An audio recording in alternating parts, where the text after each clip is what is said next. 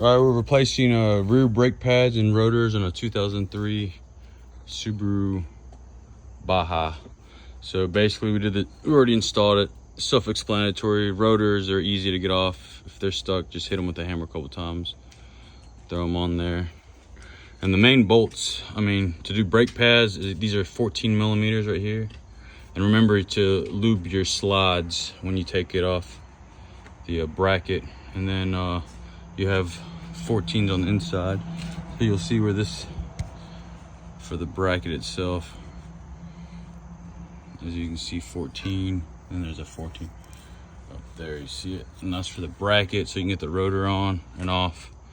And then you can squeeze in the caliper cylinder in. You can use if you want to, you can use pliers, big old pliers, or Snap-on makes these little, like this right here. You press them in, you stick them in there, and it squeezes them in. There's a blue pair we have as well for the fronts. These are, usually the fronts.